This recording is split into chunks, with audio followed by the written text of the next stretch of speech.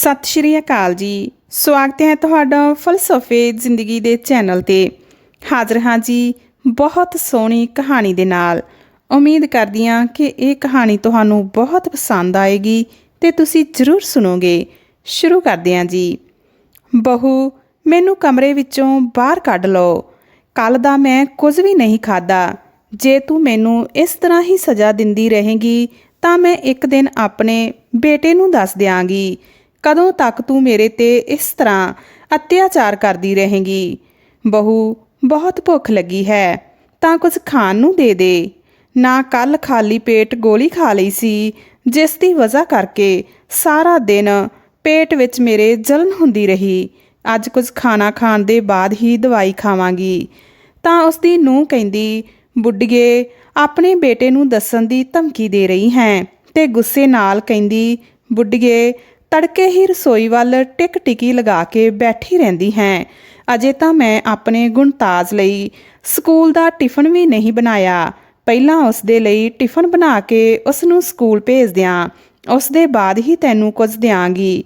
अजे जा के अंदर बैठ जा, नहीं तां एक काम कर, झाड़ू चुक ते सफाई कर दे। वैसे भी दिवाली आ रही है, हौली हौली घर दी सफाई करदी रहे। मैनू भी घरे बहुत काम हुंदे आ। बस बीमारी दा बहाना बना के कई दिनां तो तू बैड ते वेली पई है। हुण बहुत हो गया, कुछ काम कर लै। तां पूਰਨ कौर कहंदी बहू पहलां कुछ खाण नू तां दे दे, उस दे बाद ही कुछ काम होएगा। मैं कई दिनां दी बीमार हाँ ते कुछ खादा भी नहीं गया जिस दी वजह करके शरीर विच कमजोरी आ गई है।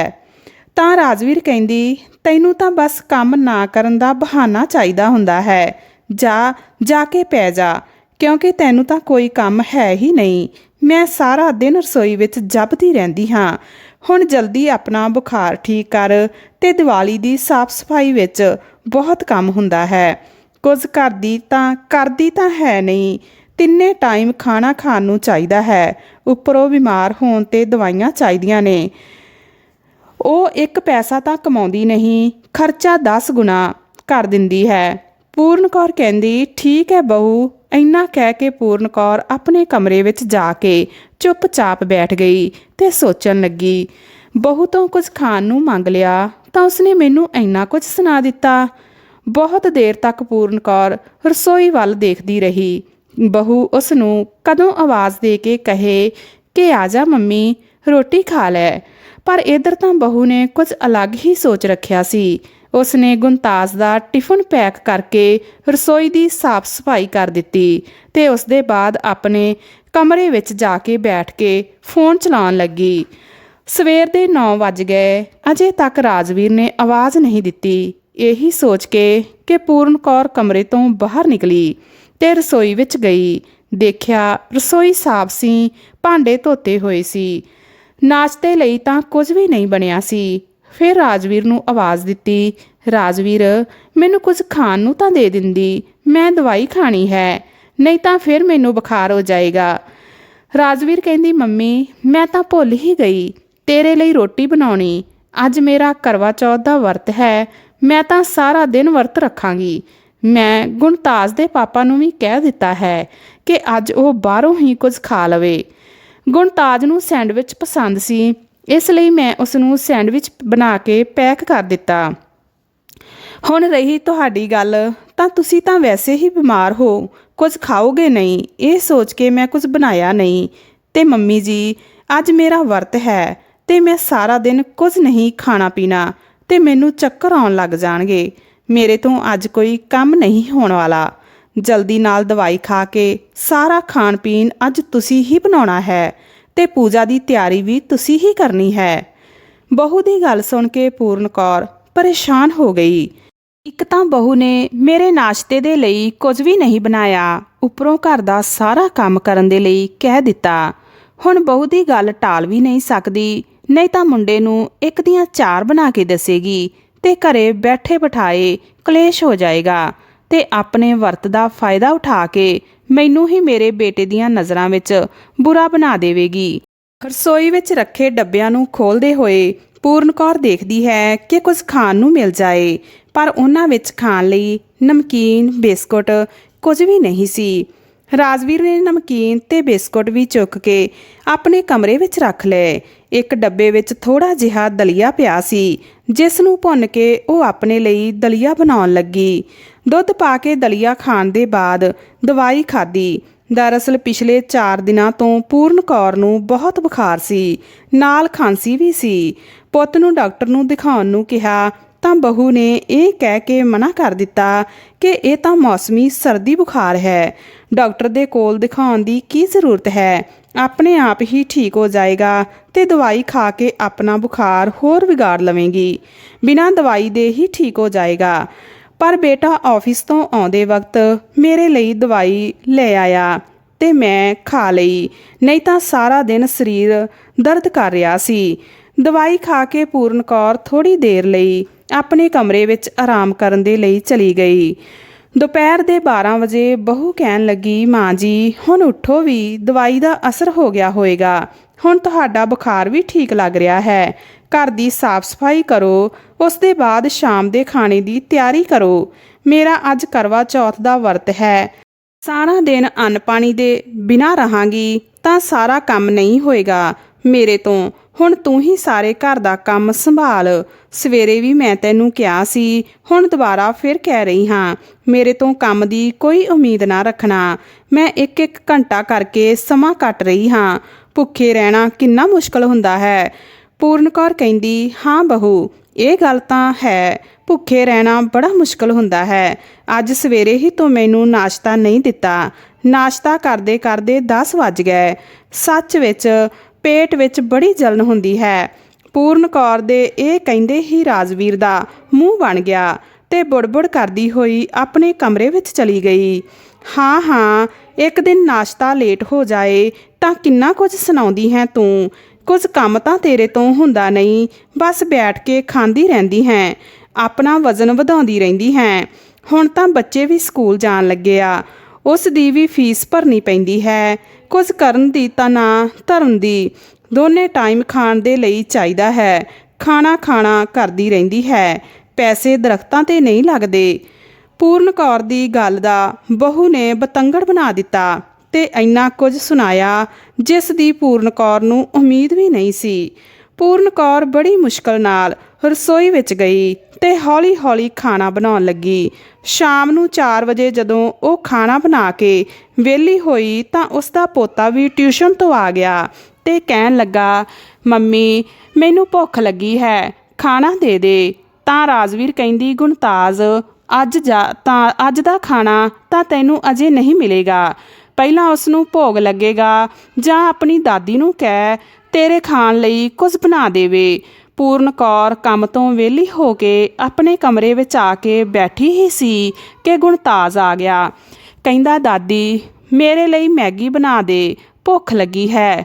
ਮੰਮੀ ਕਹਿ ਰਹੀ ਹੈ ਕਿ ਅੱਜ ਉਸ ਦਾ ਵਰਤ ਹੈ, ਉਹ ਸਾਰਾ ਦਿਨ ਦੀ ਭੁੱਖੀ ਹੈ, ਇਸ ਲਈ ਕੁਝ ਨਹੀਂ ਬਣੇਗਾ। ਗੁਣਤਾਜ ਦੀ ਗੱਲ ਸੁਣ ਕੇ ਪੂਰਨ ਕੌਰ ਉੱਠੀ ਤੇ ਕਹਿੰਦੀ, ਠੀਕ ਹੈ ਬੇਟਾ, ਚੱਲ ਤੇਰੇ ਲਈ ਮੈਂ ਮੈਗੀ ਬਣਾ ਦਿੰਦੀ ਹਾਂ ਤੇ ਇੱਕ ਪੈਕਟ ਮੈਗੀ ਦਾ ਆਪਣੇ ਲਈ ਵੀ ਬਣਾ ਲਵਾਂਗੀ, ਕਿਉਂਕਿ ਸਵੇਰੇ ਦੁੱਧ ਦਲੀਆ ਖਾਧਾ ਸੀ, ਉਸ ਦੇ ਬਾਅਦ ਖਾਣਾ ਬਣਾਉਣ ਵਿੱਚ ਬਿਜ਼ੀ ਹੋ ਗਈ। ਅਜੇ ਜਦੋਂ ਤੱਕ ਪੂਜਾ ਨਹੀਂ ਹੋ ਜਾਂਦੀ ਉਦੋਂ ਤੱਕ ਉਸ ਖਾਣੇ ਨੂੰ ਨਹੀਂ ਖਾ ਸਕਾਂਗੇ, ਤਾਂ ਤੇਰੇ ਨਾਲ ਮੈਂ ਵੀ ਕੁਝ ਖਾ ਲਵਾਂਗੀ। ਮੈਂ ਵੀ ਤਾਂ ਦੇਖਾਂ ਬੱਚੇ ਮੈਗੀ ਨੂੰ ਇੰਨਾ ਜ਼ਿਆਦਾ ਪਸੰਦ ਕਿਉਂ ਕਰਦੇ ਆ। ਥੋੜੀ ਦੇਰ ਬਾਅਦ ਦਾਦੀ ਪੋਤਾ ਦੋਨੇ ਹੀ ਮੈਗੀ ਬਣਾ ਕੇ ਕਮਰੇ ਵਿੱਚ ਬੈਠ ਕੇ ਖਾਣ ਲੱਗੇ ਤਾਂ ਪੂਰਨ ਕੌਰ ਕਹਿੰਦੀ, ਸੱਚ ਵਿੱਚ ਗੁਣਤਾਜ ਬੇਟਾ, ਮੈਗੀ ਤਾਂ ਬੜੀ ਹੀ ਟੇਸਟੀ ਲੱਗਦੀ ਹੈ ਤੇ ਝੱਟ ਵਿੱਚ ਬਣ ਜਾਂਦੀ ਹੈ, ਤਾਂ ਹੀ ਤਾਂ ਬੱਚੇ ਇੰਨਾ ਜ਼ਿਆਦਾ ਪਸੰਦ ਕਰਦੇ ਆ। ਦਾਦੀ ਮੈਂ ਕਿਹਾ ਸੀ ਨਾ, ਮੈਗੀ ਬਹੁਤ ਟੇਸਟੀ ਹੁੰਦੀ ਹੈ। ਓਨੇ ਚਿਰ ਨੂੰ ਕਮਰੇ ਵਿੱਚੋਂ ਰਾਜਵੀਰ ਨਿਕਲੀ ਤੇ ਆਪਣੀ ਸੱਸ ਨੂੰ ਮੈਗੀ ਖਾਂਦੇ ਹੋਏ ਦੇਖਿਆ ਤਾਂ ਗੁੱਸੇ ਨਾਲ ਬੋਲਣ ਲੱਗ ਗਈ। ਕਹਿੰਦੀ, ਇਹ ਕੀ ਮੰਮੀ, ਤੂੰ ਤਾਂ ਬੱਚਿਆਂ ਦੇ ਨਾਲ ਬੱਚੀ ਬਣੀ ਰਹਿੰਦੀ ਹੈ, ਤੈਨੂੰ ਮੈਗੀ ਖਾਣ ਦੀ ਕੀ ਜ਼ਰੂਰਤ ਸੀ, ਮੈਗੀ ਬੱਚਿਆਂ ਦੀ ਚੀਜ਼ ਹੁੰਦੀ ਹੈ, ਤੂੰ ਕਿਉਂ ਖਾ ਰਹੀ ਹੈ। ਤਾਂ ਪੂਰਨ ਕੌਰ ਕਹਿੰਦੀ, ਬੇਟਾ ਭੁੱਖ ਲੱਗ ਰਹੀ ਸੀ ਇਸ ਲਈ ਖਾ ਲਈ, ਜੇ ਇੰਨੀ ਹੀ ਭੁੱਖੀ ਸੀ ਤਾਂ ਕੱਲ ਫਰਿੱਜ ਵਿੱਚ ਮੈਂ ਬਚੇ ਹੋਏ ਚੌਲ ਰੱਖੇ ਸੀ, ਉਹ ਖਾ ਲੈਂਦੀ, ਮੈਗੀ ਖਾਣ ਦੀ ਕੀ ਜ਼ਰੂਰਤ ਸੀ। ਰਾਜਵੀਰ, ਤੂੰ ਦੱਸਿਆ ਨਹੀਂ ਕਿ ਚੌਲ ਪਏ ਆ। ਵੈਸੇ ਵੀ ਮੇਰੀ ਤਬੀਅਤ ਖਰਾਬ ਸੀ, ਠੰਡੇ ਚੌਲ ਖਾਂਦੀ ਤਾਂ ਹੋਰ ਪ੍ਰੋਬਲਮ ਹੋ ਜਾਂਦੀ। ਪੂਰਨ ਕੌਰ ਦੀ ਤਬੀਅਤ ਪਹਿਲਾਂ ਤੋਂ ਠੀਕ ਸੀ। 4 ਦਿਨ ਹੀ ਬੀਤੇ ਸੀ ਕਿ ਬਹੂ ਪੂਰਨ ਕੌਰ ਨੂੰ ਕਹਿੰਦੀ, ਮੰਮੀ ਜੀ, ਸਾਰੇ ਘਰ ਦੀ ਸਾਫ਼ ਸਫਾਈ ਤੇ ਜਾਲੇ ਵਾਲੇ ਤੂੰ ਹੀ ਲਾਉਣੇ ਆ। ਬਹੂ, ਮੇਰੇ ਤੋਂ ਘਰ ਦੇ ਇੰਨੇ ਕੰਮ ਨਹੀਂ ਹੁੰਦੇ।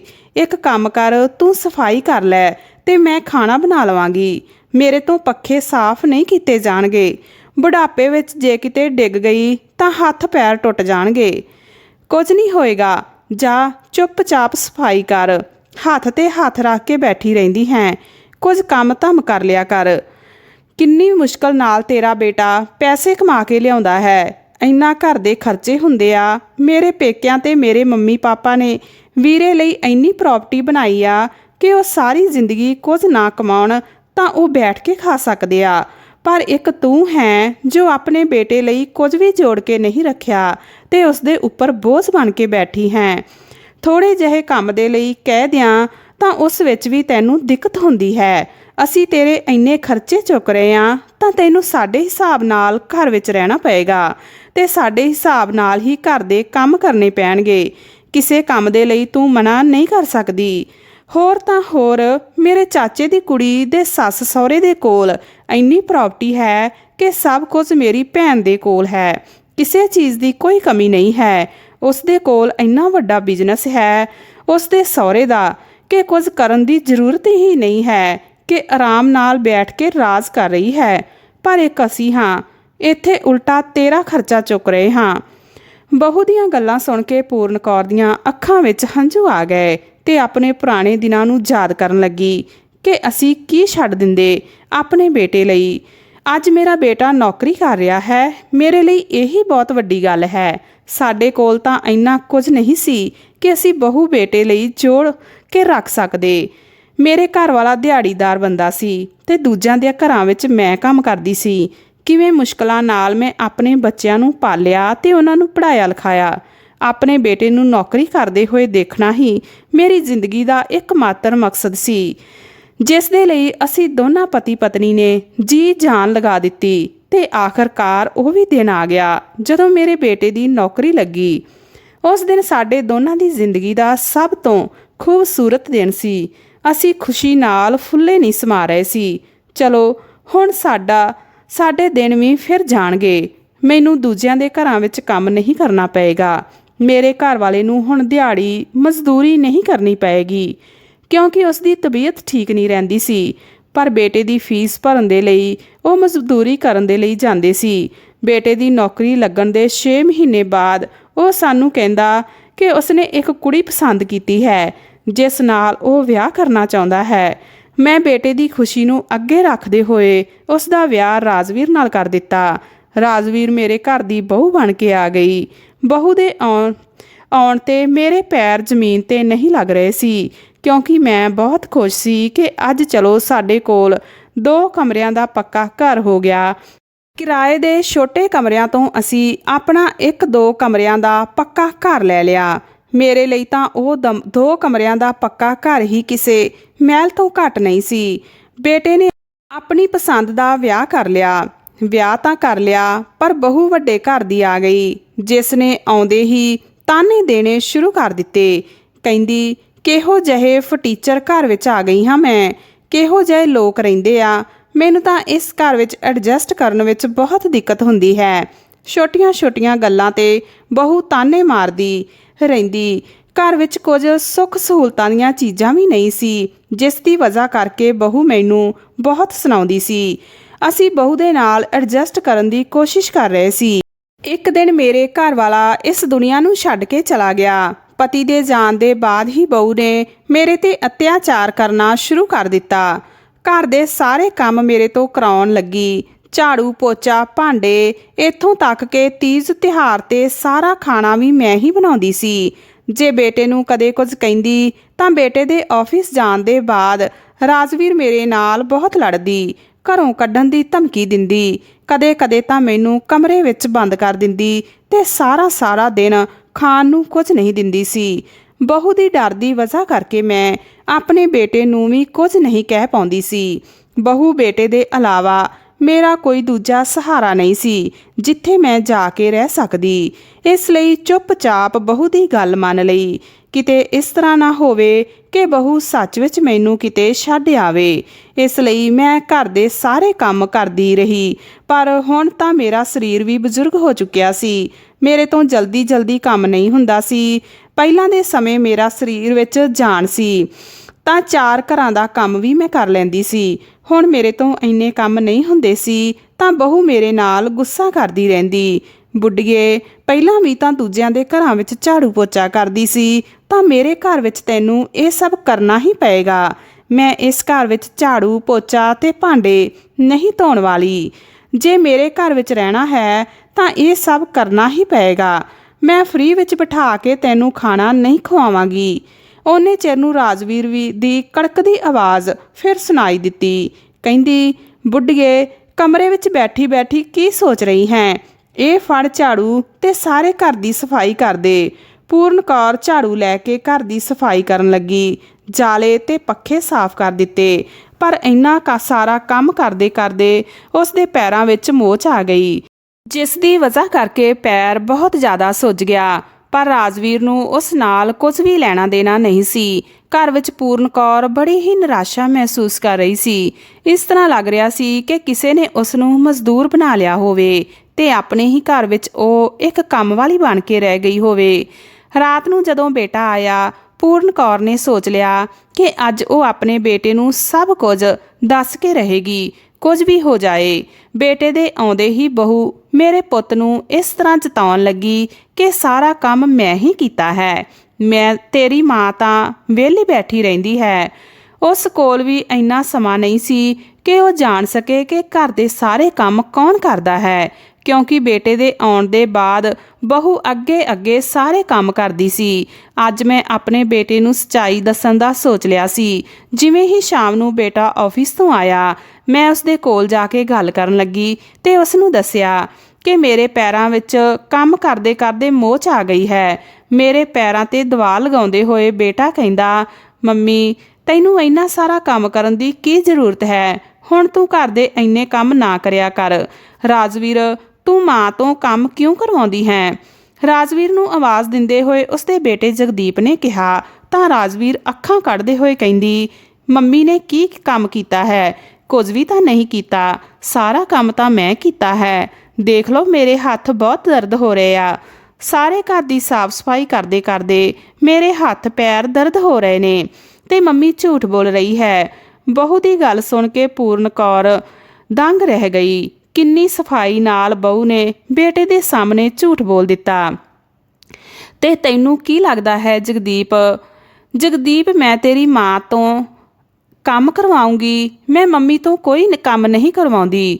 ਜਿੰਨਾ ਉਸ ਦਾ ਮਨ ਕਰਦਾ ਹੈ ਉਹ ਓਨਾ ਹੀ ਕਰਦੀ ਹੈ। ਬਾਕੀ ਆਪਣੇ ਕਮਰੇ ਵਿੱਚ ਆਰਾਮ ਕਰਦੀ ਹੈ।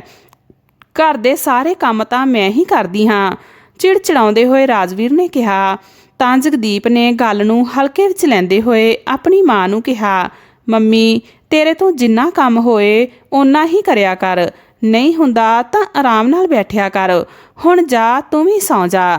ਸਵੇਰੇ ਮੈਂ ਆਪਣੇ ਆਫਿਸ ਦੇ ਕੰਮ ਕਰਕੇ ਸ਼ਹਿਰ ਤੋਂ ਬਾਹਰ ਜਾਣਾ ਹੈ। ਪਰਸੋਂ ਸਵੇਰ ਤੱਕ ਵਾਪਸ ਆ ਜਾਊਂਗਾ। ਇੰਨਾ ਕਹਿ ਕੇ ਬੇਟਾ ਆਪਣੇ ਕਮਰੇ ਵਿੱਚ ਚਲਾ ਗਿਆ। ਪਰ ਇੱਧਰ ਪੂਰਨ ਕੌਰ ਨੂੰ ਸਾਰੀ ਰਾਤ ਨੀਂਦ ਨਹੀਂ ਆਈ। ਘਰੇ ਰਹਿੰਦੇ ਹੋਏ ਉਸ ਨੂੰ ਬਹੁਤ ਘੁਟਨ ਹੋ ਰਹੀ ਸੀ। ਬੇਟੇ ਨੂੰ ਵੀ ਕਿਹਾ ਤਾਂ ਬਹੂ ਨੇ ਇੰਨੀ ਸਫਾਈ ਨਾਲ ਮੈਨੂੰ ਹੀ ਝੂਠਾ ਸਾਬਤ ਕਰ ਦਿੱਤਾ ਤੇ ਸਾਰੇ ਕੰਮਾਂ ਦਾ ਸਿਹਰਾ ਖੁਦ ਲੈ ਲਿਆ।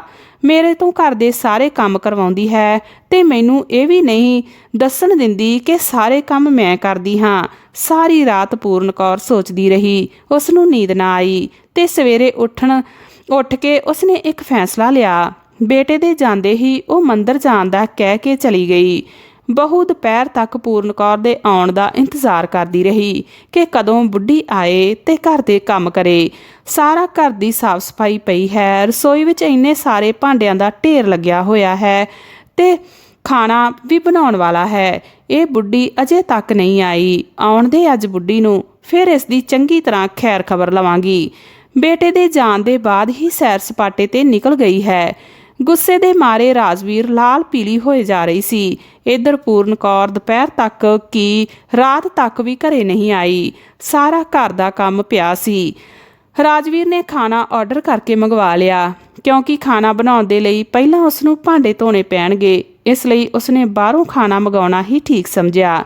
ਦੂਜੇ ਦਿਨ ਸਵੇਰੇ 10 ਵਜੇ ਤੱਕ ਜਗਦੀਪ ਆਪਣੇ ਆਫਿਸ ਦੇ ਕੰਮ ਤੋਂ ਵਾਪਸ ਆ ਗਿਆ, ਪਰ ਦਰਵਾਜ਼ੇ ਦੇ ਬਾਹਰ ਆਪਣੇ ਬੇਟੇ ਗੁਣਤਾਜ ਨੂੰ ਖੇਡਦੇ ਹੋਏ ਦੇਖਿਆ ਤਾਂ ਕਹਿੰਦਾ, ਕਿਉਂ ਬੇਟਾ ਗੁਣਤਾਜ, ਅੱਜ ਤੂੰ ਸਕੂਲ ਨਹੀਂ ਗਿਆ? ਤਾਂ ਗੁਣਤਾਜ ਕਹਿੰਦਾ, ਹਾਂ ਪਾਪਾ, ਅੱਜ ਮੰਮੀ ਨੇ ਟਿਫਨ ਹੀ ਨਹੀਂ ਬਣਾਇਆ, ਇਸ ਲਈ ਮੈਂ ਸਕੂਲ ਨਹੀਂ ਜਾ ਸਕਿਆ। ਬੇਟੇ ਦੀ ਗੱਲ ਸੁਣ ਕੇ ਜਗਦੀਪ ਨੇ ਜਿਵੇਂ ਹੀ ਘਰ ਦੇ ਅੰਦਰ ਪੈਰ ਰੱਖਿਆ ਤਾਂ ਦੇਖਿਆ ਸਾਰੇ ਘਰ ਵਿੱਚ ਖਲਾਰਾ ਪਿਆ ਹੋਇਆ ਸੀ। ਕਿਤੇ ਕੋਈ ਸਮਾਨ ਪਿਆ ਹੋਇਆ ਸੀ ਤੇ ਕਿਤੇ ਕੋਈ ਸਮਾਨ ਪਿਆ ਹੋਇਆ ਸੀ। ਡਾਈਨਿੰਗ ਟੇਬਲ ਤੇ ਬਹੁਤ ਸਾਰੇ ਜੂਠੇ ਭਾਂਡੇ ਪਏ ਹੋਏ ਸੀ ਤੇ ਰਸੋਈ ਵਿੱਚ ਵੀ ਭਾਂਡਿਆਂ ਦਾ ਢੇਰ ਲੱਗਿਆ ਹੋਇਆ ਸੀ। ਆਪਣੇ ਘਰ ਨੂੰ ਇਸ ਤਰ੍ਹਾਂ ਅਸਤ-ਵਸਤ ਦੇਖ ਕੇ ਜਗਦੀਪ ਡਰ ਗਿਆ ਕਿ ਪਤਾ ਨਹੀਂ ਕੀ ਹੋਇਆ ਹੈ। ਕਮਰੇ ਵਿੱਚ ਜਾ ਕੇ ਦੇਖਿਆ ਤਾਂ ਰਾਜਵੀਰ ਆਪਣੀ ਸਹੇਲੀ ਨਾਲ ਗੱਲ ਕਰ ਰਹੀ ਸੀ। ਕਹਿ ਰਹੀ ਸੀ, ਸੰਦੀਪ, ਇਹ ਬੁੱਢੀ ਪਤਾ ਨਹੀਂ ਕਿੱਥੇ ਚਲੀ ਗਈ, ਕੱਲ ਸਵੇਰ ਤੋਂ ਗਾਇਬ ਹੈ, ਘਰ ਦਾ ਕੋਈ ਕੰਮ ਹੀ ਨਹੀਂ ਹੋਇਆ, ਰਸੋਈ ਵਿੱਚ ਵੀ ਭਾਂਡਿਆਂ ਦਾ ਢੇਰ ਲੱਗਿਆ ਹੋਇਆ ਹੈ। ਮੈਂ ਨਾ ਤਾਂ ਸਾਫ਼ ਸਫਾਈ ਕਰਾਂਗੀ ਤੇ ਨਾ ਹੀ ਜੂਠੇ ਭਾਂਡੇ ਧੋਵਾਂਗੀ। ਮੈਨੂੰ ਇਸ ਘਰ ਵਿੱਚ ਆਏ ਹੋਏ 4 ਸਾਲ ਹੋ ਗਏ ਆ, ਅੱਜ ਤੱਕ ਮੈਂ ਇੱਕ ਭਾਂਡਾ ਵੀ ਨਹੀਂ ਧੋਤਾ ਤੇ ਘਰ ਦੀ ਸਾਫ਼ ਸਫਾਈ ਵੀ ਨਹੀਂ ਕੀਤੀ, ਕਿਉਂਕਿ ਮੈਂ ਤਾਂ ਬੁੱਢੀ ਤੋਂ ਹੀ ਇਹ ਸਾਰਾ ਕੰਮ ਕਰਵਾਉਂਦੀ ਹਾਂ। ਆਉਣ ਦੇ ਇਸ ਬੁੱਢੀ ਨੂੰ ਇੱਕ ਇੱਕ ਕਰਕੇ ਸਾਰਾ ਕੰਮ ਕਰਵਾਵਾਂਗੀ, ਬਸ ਉਸ ਦੇ ਆਉਣ ਦਾ ਇੰਤਜ਼ਾਰ ਕਰ ਰਹੀ ਹਾਂ। ਦਰਵਾਜ਼ੇ ਤੇ ਖੜਾ ਹੋਇਆ ਜਗਦੀਪ ਆਪਣੀ ਪਤਨੀ ਰਾਜਵੀਰ ਦੀਆਂ ਸਾਰੀਆਂ ਗੱਲਾਂ ਸੁਣ ਰਿਹਾ ਸੀ ਤੇ ਉਸ ਦੇ ਪੈਰਾਂ ਹੇਠੋਂ ਜ਼ਮੀਨ ਨਿਕਲ ਗਈ। ਉਸ ਨੂੰ ਤਾਂ ਲੱਗਿਆ ਕਿ ਉਸ ਦੀ ਪਤਨੀ ਰਾਜਵੀਰ ਉਸ ਦੀ ਮਾਂ ਦਾ ਬਹੁਤ ਖਿਆਲ ਰੱਖਦੀ ਹੈ, ਕਿਉਂਕਿ ਉਹ ਆਪਣੀ ਮਾਂ ਨੂੰ ਬਹੁਤ ਪਿਆਰ ਕਰਦਾ ਸੀ, ਪਰ ਆਫਿਸ ਤੇ ਜੌਬ ਦੇ ਚੱਕਰ ਵਿੱਚ ਆਪਣੇ ਘਰ ਤੇ ਧਿਆਨ ਹੀ ਨਹੀਂ ਦੇ ਸਕਿਆ, ਜਿਸ ਦੀ ਵਜ੍ਹਾ ਕਰਕੇ ਉਸ ਨੂੰ ਪਤਾ ਨਹੀਂ ਲੱਗਿਆ ਕਿ ਘਰੇ ਕੌਣ ਜ਼ਿਆਦਾ ਕੰਮ ਕਰਦਾ ਹੈ। ਵਿਆਹ ਦੇ ਬਾਅਦ ਉਸਨੇ ਰਾਜਵੀਰ ਨੂੰ ਹਦਾਇਤ ਦਿੱਤੀ ਸੀ ਕਿ ਮਾਂ ਦੇ ਨਾਲ ਵਧੀਆ ਤਰ੍ਹਾਂ ਪੇਸ਼ ਆਉਣਾ। ਉਸ ਦੀ ਮਾਂ ਨੇ ਸਾਰੀ ਜ਼ਿੰਦਗੀ ਬਹੁਤ ਕੰਮ ਕੀਤਾ ਹੈ ਤਾਂ ਉਸ ਤੋਂ ਜ਼ਿਆਦਾ ਕੰਮ ਦੀ ਉਮੀਦ ਨਾ ਰੱਖਣਾ। ਉਸ ਨੂੰ ਇੱਕ ਦਿਨ ਪਹਿਲਾਂ ਵਾਲੀ ਮਾਂ ਦੀ ਗੱਲ ਯਾਦ ਆਈ, ਜਦੋਂ ਮਾਂ ਕਹਿ ਰਹੀ ਸੀ ਕਿ ਅੱਜ ਉਸਨੇ ਸਾਰੇ ਘਰ ਦੀ ਸਾਫ਼ ਸਫਾਈ ਕੀਤੀ ਹੈ, ਜਿਸ ਕਰਕੇ ਉਸਦੇ ਪੈਰ ਵਿੱਚ ਮੋਚ ਆ ਗਈ ਹੈ। ਦਰਵਾਜ਼ੇ ਤੇ ਖੜੇ ਹੋਏ ਜਗਦੀਪ ਦੀਆਂ ਅੱਖਾਂ ਵਿੱਚ ਮਾਂ ਦੀ ਗੱਲ ਨੂੰ ਯਾਦ ਕਰਕੇ ਹੰਝੂ ਆ ਗਏ ਕਿ ਮੇਰੀ ਮਾਂ ਸੱਚ ਕਹਿ ਰਹੀ ਸੀ। ਸੱਚ ਵਿੱਚ ਉਹ ਘਰ ਦੇ ਸਾਰੇ ਕੰਮ ਕਰਦੀ ਸੀ। ਅੱਜ ਮੇਰੀ ਮਾਂ ਘਰੇ ਨਹੀਂ ਹੈ ਤਾਂ ਦੇਖੋ ਸਾਰਾ ਘਰ ਕਿਸ ਤਰ੍ਹਾਂ ਖਿਲਰਿਆ ਪਿਆ ਹੈ, ਇੱਥੋਂ ਤੱਕ ਕਿ ਮੇਰਾ ਬੇਟਾ ਵੀ ਸਕੂਲ ਨਹੀਂ ਗਿਆ। ਪਤਨੀ ਦੀ ਸੱਚਾਈ ਅੱਖਾਂ ਦੇ ਸਾਹਮਣੇ ਆਉਂਦੇ ਹੀ ਜਗਦੀਪ ਗੁੱਸੇ ਨਾਲ ਅੱਗ ਬਬੂਲਾ ਹੋ ਗਿਆ। ਦਰਵਾਜ਼ੇ ਤੇ ਹੱਥ ਮਾਰਦੇ ਹੋਏ ਮਾਂ ਕਹਿ ਕੇ ਕਮਰੇ ਵੱਲ ਗਿਆ।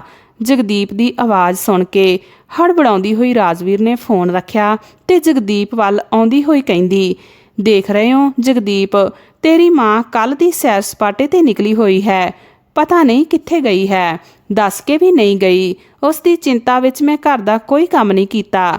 ਚਿੰਤਾ ਦੇ ਮਾਰੇ ਮੈਂ ਇੰਨੀ ਪਰੇਸ਼ਾਨ ਹਾਂ, ਇਸ ਵਜ੍ਹਾ ਕਰਕੇ ਗੁਣਤਾਜ ਨੂੰ ਵੀ ਸਕੂਲ ਨਹੀਂ ਭੇਜ ਸਕੀ।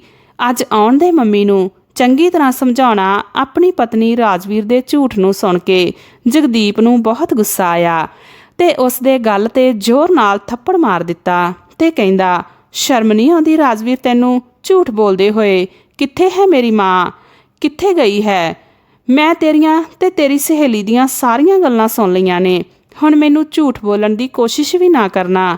ਤੇਰੀ ਸਾਰੀ ਸੱਚਾਈ ਮੈਨੂੰ ਪਤਾ ਚੱਲ ਗਈ ਹੈ ਕਿ ਤੂੰ ਮੇਰੀ ਮਾਂ ਦੇ ਨਾਲ ਕਿਹੋ ਜਿਹਾ ਵਿਹਾਰ ਕਰਦੀ ਸੀ। ਜਗਦੀਪ ਦੇ ਮੂੰਹੋਂ ਆਪਣੀ ਸੱਚਾਈ ਸੁਣ ਕੇ ਰਾਜਵੀਰ ਦੇ ਪੈਰਾਂ ਹੇਠੋਂ ਜ਼ਮੀਨ ਨਿਕਲ ਗਈ, ਕਿਉਂਕਿ ਅੱਜ ਤੱਕ ਤਾਂ ਉਹ ਆਪਣੇ ਪਤੀ ਦੀਆਂ ਨਜ਼ਰਾਂ ਵਿੱਚ ਬਹੁਤ ਚੰਗੀ ਬਣੀ ਹੋਈ ਸੀ। ਜਗਦੀਪ ਬਾਹਰ ਦੇ ਵੱਲ ਭੱਜਿਆ ਤੇ ਆਪਣੇ ਬੇਟੇ ਗੁਣਤਾਜ ਨੂੰ ਕਹਿੰਦਾ, ਬੇਟਾ ਤੂੰ ਦਾਦੀ ਨੂੰ ਦੇਖਿਆ? ਗੁਣਤਾਜ ਕਹਿੰਦਾ, ਨਹੀਂ ਪਾਪਾ, ਦਾਦੀ ਤਾਂ ਕੱਲ ਦੀ ਮੰਦਰ ਜਾਣ ਦਾ ਕਹਿ ਕੇ ਗਈ ਹੋਈ ਸੀ, ਅੱਜ ਤੱਕ ਵਾਪਸ ਨਹੀਂ ਆਈ। ਜਗਦੀਪ ਗੱਡੀ ਲੈ ਕੇ ਮੰਦਰ ਵੱਲ ਗਿਆ। ਉੱਥੇ ਜਾ ਕੇ ਉਸਨੇ ਚਾਰੇ ਪਾਸੇ ਦੇਖਿਆ, ਪਰ ਉਸ ਨੂੰ ਮਾਂ ਕਿਤੇ ਵੀ ਨਜ਼ਰ ਨਾ ਆਈ। ਮੰਦਰ ਦੀਆਂ ਪੌੜੀਆਂ ਤੇ ਬੈਠ ਕੇ ਉਹ ਰੋਣ ਲੱਗਿਆ।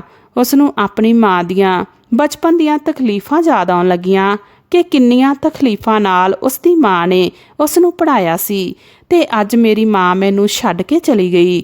ਤਾਂ ਉਸ ਦੀ ਨਜ਼ਰ ਇੱਕ ਸੜਕ ਤੇ ਝਾੜੂ ਲਗਾਉਂਦੀ ਹੋਈ ਇੱਕ ਔਰਤ ਤੇ ਗਈ। ਉਹ ਭੱਜ ਕੇ ਝਾੜੂ ਲਗਾਉਣ ਵਾਲੀ ਔਰਤ ਦੇ ਕੋਲ ਗਿਆ, ਜਿਸ ਨੇ ਇੱਕ ਲੰਬਾ ਘੁੰਡ ਕੱਢਿਆ ਹੋਇਆ ਸੀ। ਔਰਤ ਦੇ ਕੋਲ ਜਾ ਕੇ ਜਗਦੀਪ ਨੇ ਕਿਹਾ, ਮੰਮੀ ਤੂੰ ਹੈ? ਬੇਟੇ ਦੀ ਆਵਾਜ਼ ਸੁਣ ਕੇ ਝਾੜੂ ਲਗਾ ਰਹੀ ਔਰਤ ਦੇ ਹੱਥ ਵਿੱਚੋਂ ਝਾੜੂ ਹੇਠਾਂ ਛੁੱਟ ਗਿਆ ਤੇ ਦੂਜੇ ਪਾਸੇ ਜਾਣ ਲੱਗੀ। ਤਾਂ ਜਗਦੀਪ ਸਮਝ ਗਿਆ ਕਿ ਇਹ ਉਸ ਦੀ ਮਾਂ ਹੈ। ਹੱਥ ਫੜ ਕੇ ਕਹਿੰਦਾ, ਮੰਮੀ ਤੂੰ ਕਿੱਥੇ ਜਾ ਰਹੀ ਹੈ? ਇਸ ਤਰ੍ਹਾਂ ਆਪਣੇ ਬੇਟੇ ਨੂੰ ਛੱਡ ਕੇ ਨਹੀਂ ਜਾ ਸਕਦੀ। ਤੁਹਾਨੂੰ ਸੜਕ ਤੇ ਝਾੜੂ ਲਗਾਉਣ ਦੀ ਕੀ ਜ਼ਰੂਰਤ ਹੈ? ਤੁਸੀਂ ਕੱਲ੍ਹ ਦੇ ਘਰੇ ਕਿਉਂ ਨਹੀਂ ਗਏ? ਬੇਟੇ ਦੀ ਗੱਲ ਸੁਣ ਕੇ ਆਪਣੇ ਚਿਹਰੇ ਤੋਂ ਦੁਪੱਟਾ ਪਾਸੇ ਕਰਕੇ ਪੂਰਨ ਕੌਰ ਉੱਚੀ ਉੱਚੀ ਰੋਣ ਲੱਗੀ ਤੇ ਕਹਿੰਦੀ, ਬੇਟਾ ਹੁਣ ਮੈਂ ਘਰ ਨਹੀਂ ਜਾਵਾਂਗੀ। ਘਰ ਵਿੱਚ ਰਾਜਵੀਰ ਮੇਰੇ ਤੋਂ ਬਹੁਤ ਕੰਮ ਕਰਾਉਂਦੀ ਹੈ। ਮੇਰੇ ਤੋਂ ਹੁਣ ਬੁਢਾਪੇ ਵਿੱਚ ਇੰਨਾ ਕੰਮ ਨਹੀਂ ਹੁੰਦਾ। ਜੇ ਤੈਨੂੰ ਕੁਝ ਕਹਿੰਦੀ ਹਾਂ ਤਾਂ ਬਹੂ ਮੈਨੂੰ ਝੂਠਾ ਸਾਬਤ ਕਰ ਦਿੰਦੀ ਹੈ। ਇਸ ਲਈ ਮੈਂ ਸੋਚ ਲਿਆ ਹੈ ਕਿ ਹੁਣ ਮੈਂ ਮੰਦਰ ਵਿੱਚ ਹੀ ਰਹਾਂਗੀ ਤੇ ਸਵੇਰੇ ਸ਼ਾਮ ਮੰਦਰ ਵਿੱਚ ਤੇ ਉਸ ਦੇ ਆਸ-ਪਾਸ ਦੀ ਜਗ੍ਹਾ ਤੇ ਝਾੜੂ ਲਗਾ ਕੇ ਮੈਂ ਦਿਆਂਗੀ। ਮੈਨੂੰ ਕੁਝ ਪੈਸੇ ਮਿਲਣਗੇ, ਉਸ ਨਾਲ ਆਪਣੇ 2 ਵਕਤ ਦਾ ਖਾਣਾ ਖਾ ਲਿਆ ਕਰਾਂਗੀ, ਪਰ ਘਰੇ ਨਹੀਂ ਜਾਵਾਂਗੀ।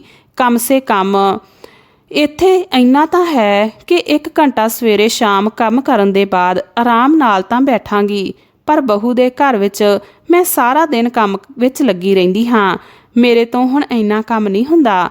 ਬੇਟਾ ਹੁਣ ਬੁਢਾਪਾ ਆ ਗਿਆ ਹੈ। ਮਾਂ ਦੀ ਦਰਦ ਭਰੀਆਂ ਗੱਲਾਂ ਸੁਣ ਕੇ ਜਗਦੀਪ ਰੋਣ ਲੱਗਿਆ ਤੇ ਕਹਿੰਦਾ, ਮੰਮੀ ਮੈਨੂੰ ਮਾਫ਼ ਕਰ ਦੇ। ਮੈਂ ਹੀ ਤੁਹਾਡੀਆਂ ਗੱਲਾਂ ਨੂੰ ਸੀਰੀਅਸ ਨਹੀਂ ਲਿਆ।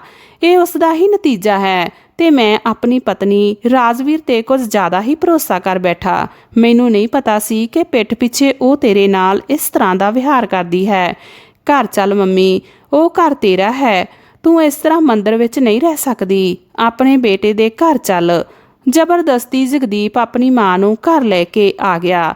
ਮਾਂ ਨੂੰ ਕੁਰਸੀ ਤੇ ਬਿਠਾਉਂਦਾ ਹੋਇਆ ਕਹਿੰਦਾ, ਮੰਮੀ ਹੁਣ ਤੂੰ ਘਰ ਵਿੱਚ ਆਰਾਮ ਨਾਲ ਬੈਠ। ਤੈਨੂੰ ਕੋਈ ਵੀ ਕੰਮ ਕਰਨ ਦੀ ਜ਼ਰੂਰਤ ਨਹੀਂ ਹੈ। ਉਦੋਂ ਨੂੰ ਰਾਜਵੀਰ ਦੇ ਮੰਮੀ ਪਾਪਾ ਵੀ ਘਰ ਆ ਗਏ, ਜਿਨ੍ਹਾਂ ਨੂੰ ਦੇਖ ਕੇ ਰਾਜਵੀਰ ਦੰਗ ਰਹਿ ਗਈ ਤੇ ਕਹਿੰਦੀ, ਮੰਮੀ ਤੁਸੀਂ ਅਚਾਨਕ ਮੇਰੇ ਸਹੁਰਿਆਂ ਤੇ ਕਿਵੇਂ ਆ ਗਏ? ਬੇਟਾ ਪ੍ਰਾਹੁਣੇ ਦਾ ਫੋਨ ਆਇਆ ਸੀ, ਇਸ ਲਈ ਅਸੀਂ ਆਏ ਹਾਂ। ਬੜੇ ਹੀ ਗੁੱਸੇ ਵਿੱਚ ਲੱਗ ਰਹੇ ਸੀ। ਕੀ ਹੋਇਆ ਬੇਟਾ, ਸਭ ਕੁਝ ਠੀਕ ਤਾਂ ਹੈ ਨਾ? ਹਾਂ ਮੰਮੀ, ਤੁਸੀਂ ਘਰੇ ਵਾਪਸ ਜਾਓ, ਇੱਥੇ ਸਭ ਠੀਕ ਹੈ। ਤਾਂ ਪਿੱਛੋਂ ਜਗਦੀਪ ਕਹਿੰਦਾ, ਨਹੀਂ ਮੰਮੀ ਕੁਝ ਵੀ ਠੀਕ ਨਹੀਂ ਹੈ। ਤੁਸੀਂ ਇਕੱਲੇ ਘਰ ਵਾਪਸ ਨਾ ਜਾਓ। ਆਪਣੀ ਬੇਟੀ ਨੂੰ ਵੀ ਆਪਣੇ ਨਾਲ ਲੈ ਜਾਓ। ਮੈਨੂੰ ਤੁਹਾਡੀ ਬੇਟੀ ਦੀ ਕੋਈ ਜ਼ਰੂਰਤ ਨਹੀਂ ਹੈ। ਕਿਉਂ ਬੇਟਾ, ਇਹੋ ਜਿਹਾ ਕੀ ਹੋਇਆ? ਤਾਂ ਜਗਦੀਪ ਨੇ ਰਾਜਵੀਰ ਦੀ ਸਾਰੀ ਸੱਚਾਈ ਰਾਜਵੀਰ ਦੇ ਮੰਮੀ ਪਾਪਾ ਨੂੰ ਦੱਸ ਦਿੱਤੀ, ਜਿਸ ਨੂੰ ਸੁਣ ਕੇ ਉਸ ਦੀ ਮਾਂ ਵੀ ਬਹੁਤ ਦੁਖੀ ਹੋਈ ਤੇ ਕਹਿੰਦੀ, ਬੇਟਾ ਮੈਨੂੰ ਨਹੀਂ ਪਤਾ ਸੀ ਕਿ ਤੂੰ ਅੰਦਰੋਂ ਇੰਨੀ ਕਠੋਰ ਹੈ। ਤੂੰ ਆਪਣੀ ਬਜ਼ੁਰਗ ਸੱਸ ਤੋਂ ਇੰਨਾ ਕੰਮ ਕਰਵਾਉਂਦੀ ਸੀ, ਤੈਨੂੰ ਸ਼ਰਮ ਨਹੀਂ ਆਈ? ਮੰਮੀ ਹੁਣ ਜੋ ਵੀ ਹੋਵੇ, ਪਰ ਤੁਸੀਂ ਆਪਣੀ ਬੇਟੀ ਨੂੰ ਆਪਣੇ ਨਾਲ ਲੈ ਕੇ ਹੀ ਜਾਣਾ। ਹੁਣ ਇਸ ਨੂੰ ਆਪਣੀ ਮਾਂ ਦੇ ਨਾਲ ਮੈਂ ਨਹੀਂ ਰੱਖ ਸਕਦਾ। ਮੈਨੂੰ ਰਾਜਵੀਰ ਤੇ ਬਿਲਕੁਲ ਵੀ ਭਰੋਸਾ ਨਹੀਂ ਹੈ। ਮੇਰੇ ਪਿੱਠ ਪਿੱਛੋਂ ਮਾਂ ਦੇ ਨਾਲ ਕਿਸ ਤਰ੍ਹਾਂ ਦਾ ਵਿਹਾਰ ਕਰੇਗੀ। ਰਹੀ ਗੱਲ ਕੰਮ ਦੀ, ਤਾਂ ਮੈਂ ਇੱਕ ਕੰਮ ਵਾਲੀ ਲਗਾ ਲਵਾਂਗਾ ਜੋ ਘਰ ਦੇ ਸਾਰੇ ਕੰਮ ਕਰੇਗੀ, ਪਰ ਆਪਣੀ ਮਾਂ ਨੂੰ ਇੱਕ ਵੀ ਕੰਮ ਨਹੀਂ ਕਰਨ ਦਿਆਂਗਾ। ਮੇਰੀ ਮਾਂ ਨੇ ਸਾਰੀ ਜ਼ਿੰਦਗੀ ਬਹੁਤ ਕੰਮ ਕੀਤਾ ਹੈ। ਹੁਣ ਉਹ ਆਰਾਮ ਕਰੇਗੀ ਤੇ ਜਿਸ ਦਿਨ ਤੇਰੀ ਬੇਟੀ ਨੂੰ ਅਕਲ ਆ ਜਾਏ, ਉਸ ਦਿਨ ਮੇਰੇ ਘਰ ਵਾਪਸ ਭੇਜ ਦੇਣਾ। ਉਸ ਤੋਂ ਪਹਿਲਾਂ ਮੇਰੇ ਘਰੇ ਆਉਣ ਦੀ ਜ਼ਰੂਰਤ ਨਹੀਂ ਹੈ। ਮੈਂ ਸਾਰੀ ਜ਼ਿੰਦਗੀ ਇਕੱਲਾ ਕੱਟ ਲਵਾਂਗਾ। ਇਹੋ ਜਿਹੀ ਪਤਨੀ ਦੇ ਨਾਲ ਬਿਲਕੁਲ ਨਹੀਂ ਰਹਾਂਗਾ, ਜਿਸ ਨੇ ਮੇਰੀ ਮਾਂ ਨੂੰ ਕੰਮ ਵਾਲੀ ਬਣਾ ਕੇ ਰੱਖਿਆ ਹੋਇਆ ਹੈ। ਰਾਜਵੀਰ ਦੇ ਮੰਮੀ ਪਾਪਾ ਬੜੇ ਹੀ ਦੁਖੀ ਮਨ ਨਾਲ ਆਪਣੀ ਬੇਟੀ ਨੂੰ ਵਾਪਸ ਲੈ ਗਏ, ਕਿਉਂਕਿ ਉਸ ਵਕਤ ਜਗਦੀਪ ਰਾਜਵੀਰ ਨੂੰ ਘਰੇ ਵਾਪਸ ਰੱਖਣ ਲਈ ਬਿਲਕੁਲ ਤਿਆਰ ਨਹੀਂ ਸੀ। ਉਧਰ ਘਰ ਦੇ ਕੰਮ ਲਈ ਜਗਦੀਪ ਨੇ ਕੰਮ ਵਾਲੀ ਲਗਾ ਲਈ ਤੇ ਆਪਣੀ ਮਾਂ ਦੀ ਦੇਖਭਾਲ ਕਰਨ ਲੱਗਿਆ। ਕੁਝ ਦਿਨਾਂ ਵਿੱਚ ਉਸ ਦੀ ਮਾਂ ਠੀਕ ਹੋ ਗਈ। ਉਸ ਵਿੱਚ ਕਈ ਵਾਰ ਰਾਜਵੀਰ ਦਾ ਫੋਨ ਪੂਰਨ ਕੌਰ ਨੂੰ ਆਇਆ ਤੇ ਉਹ ਮਾਫੀ ਮੰਗਦੀ ਰਹੀ। ਪੂਰੇ 6 ਮਹੀਨੇ ਬਾਅਦ ਰਾਜਵੀਰ ਦੇ ਸੁਭਾਅ ਵਿੱਚ ਵੀ ਹੁਣ ਬਹੁਤ ਕੁਝ ਬਦਲਾਅ ਆ ਚੁੱਕਿਆ ਸੀ, ਕਿਉਂਕਿ ਪੇਕਿਆਂ ਤੇ ਭਰਾ ਭਰਜਾਈ ਦੇ ਨਾਲ ਲੰਬੇ ਸਮੇਂ ਤੱਕ ਰਹਿਣਾ ਆਸਾਨ ਨਹੀਂ ਹੁੰਦਾ। ਭਰਾ ਭਰਜਾਈ ਦੇ ਤਾਨੇ ਸੁਣ ਕੇ ਉਸ ਨੂੰ ਵੀ ਅਕਲ ਆ ਗਈ ਸੀ। ਇਸ ਲਈ ਇੱਕ ਦਿਨ ਉਹ ਸਹੁਰਿਆਂ ਤੇ ਆ ਗਈ ਤੇ ਆਪਣੀ ਸੱਸ ਤੋਂ ਮਾਫੀ ਮੰਗਣ ਲੱਗੀ ਕਹਿੰਦੀ, ਮੰਮੀ ਮੈਨੂੰ ਆਪਣੇ ਕੀਤੇ ਤੇ ਬੜਾ ਹੀ ਪਛਤਾਵਾ ਹੈ। ਮੈਂ ਸੱਚ ਵਿੱਚ ਜੋ ਕੀਤਾ ਹੈ ਉਹ ਬਹੁਤ ਹੀ ਗਲਤ ਹੈ, ਪਰ ਹੁਣ ਮੈਂ ਕਦੇ ਵੀ ਤੁਹਾਡੇ ਨਾਲ ਗਲਤ ਵਿਹਾਰ ਨਹੀਂ ਕਰਾਂਗੀ। ਜੇ ਇਸ ਤਰ੍ਹਾਂ ਕਦੇ ਕੁਝ ਕੀਤਾ ਤਾਂ ਤੁਸੀਂ ਆਪਣੇ ਬੇਟੇ ਨੂੰ ਦੱਸ ਦੇਣਾ। ਹੁਣ ਤਾਂ ਤੁਹਾਡਾ ਬੇਟਾ ਮੇਰੇ ਤੋਂ ਜ਼ਿਆਦਾ ਤੁਹਾਡੇ ਤੇ ਭਰੋਸਾ ਕਰਦਾ ਹੈ, ਪਰ ਮੈਨੂੰ ਮੇਰੇ ਸਹੁਰਿਆਂ ਤੇ ਰਹਿਣ ਦਿਓ। ਮੈਂ ਪੇਕਿਆਂ ਤੇ ਨਹੀਂ ਰਹਿਣਾ ਚਾਹੁੰਦੀ। ਪੂਰਨ ਕੌਰ ਰਾਜਵੀਰ ਨੂੰ ਮਾਫ ਤਾਂ ਨਹੀਂ ਕਰਦੀ, ਪਰ ਆਪਣੇ ਪੁੱਤ ਨੂੰਹ ਦੀ ਘਰ ਗ੍ਰਹਿਸਥੀ ਨੂੰ ਵੀ ਨਹੀਂ ਉਜਾੜਨਾ ਚਾਹੁੰਦੀ ਸੀ। ਇਸ ਲਈ ਉਸਨੇ ਜਗਦੀਪ ਨੂੰ ਸਮਝਾ ਕੇ ਰਾਜਵੀਰ ਨੂੰ ਘਰ ਰਹਿਣ ਲਈ ਕਿਹਾ। ਜਗਦੀਪ ਕਹਿੰਦਾ, ਰਾਜਵੀਰ ਤੂੰ ਘਰ ਵਿੱਚ ਵਾਪਸ ਜ਼ਰੂਰ ਆਈ ਹੈ, ਪਰ ਇੰਨਾ ਧਿਆਨ ਰੱਖਣਾ ਕਿ ਇਸ ਘਰ ਵਿੱਚ ਬਹੂ ਬਣ ਕੇ ਰਹਿਣਾ, ਮੇਰੀ ਮਾਂ ਦੀ ਸੱਸ ਬਣਨ ਦੀ ਕੋਸ਼ਿਸ਼ ਨਾ ਕਰਨਾ। ਹੁਣ ਤੈਨੂੰ ਮੇਰੀਆਂ ਜੇ ਸ਼ਰਤਾਂ ਮਨਜ਼ੂਰ ਨੇ ਤਾਂ ਇਸ ਘਰ ਵਿੱਚ ਰਹਿ ਸਕਦੀ ਹੈ, ਨਹੀਂ ਤਾਂ ਵਾਪਸ ਜਾ ਸਕਦੀ ਹੈ। ਪਰ ਰਾਜਵੀਰ ਨੇ ਆਪਣੇ ਪੇਕਿਆਂ ਤੇ ਇੰਨਾ ਕੁਝ ਸੁਣਿਆ ਤੇ ਦੇਖਿਆ ਸੀ ਕਿ ਉਸ ਨੂੰ ਸਹੁਰਿਆਂ ਤੇ ਰਹਿਣਾ ਜ਼ਿਆਦਾ ਠੀਕ ਲੱਗਿਆ। ਤਾਂ ਦੋਸਤੋ, ਜੇ ਬੇਟਾ ਚੰਗਾ ਹੋਵੇ ਤਾਂ ਦੁਨੀਆ ਵਿੱਚ ਕੋਈ ਵੀ ਮਾਂ-ਪਿਓ ਕਦੇ ਦੁਖੀ ਨਹੀਂ ਰਹਿ ਸਕਦਾ। ਆਪਣੇ ਮਾਂ-ਪਿਓ ਨੂੰ ਇੱਜ਼ਤ ਨਾਲ ਰੱਖਣ ਦਾ ਫਰਜ਼ ਬੇਟੇ ਦਾ ਹੀ ਹੁੰਦਾ ਹੈ। ਜੇ ਬੇਟਾ ਚੰਗਾ ਹੋਵੇ ਤਾਂ ਉਹ ਆਪਣੀ ਪਤਨੀ ਨੂੰ ਵੀ ਸਮਝਾ ਕੇ ਠੀਕ ਕਰ ਲੈਂਦਾ ਹੈ, ਆਰਾਮ ਨਾਲ ਆਪਣੀ ਘਰ ਗ੍ਰਹਿਸਥੀ ਨੂੰ ਆਪਣੀ ਮਾਂ ਨੂੰ ਲੈ ਕੇ ਚੱਲਦਾ ਹੈ। ਤਾਂ ਦੋਸਤੋ, ਜੇ ਇਹ ਕਹਾਣੀ ਵਧੀਆ ਲੱਗੀ ਤਾਂ ਲਾਈਕ ਸ਼ੇਅਰ ਜ਼ਰੂਰ ਕਰਨਾ ਤੇ ਚੈਨਲ ਨੂੰ ਸਬਸਕ੍ਰਾਈਬ ਕਰਨਾ ਕਦੇ ਨਾ ਭੁੱਲਣਾ। ਮਿਲਦੇ ਹਾਂ ਜੀ ਕਿਸੇ ਇੱਦਾਂ ਦੀ ਹੋਰ ਕਹਾਣੀ ਦੇ ਨਾਲ। ਤਦ ਤੱਕ ਲਈ ਸਤਿ ਸ਼੍ਰੀ ਅਕਾਲ। ਧੰਨਵਾਦ।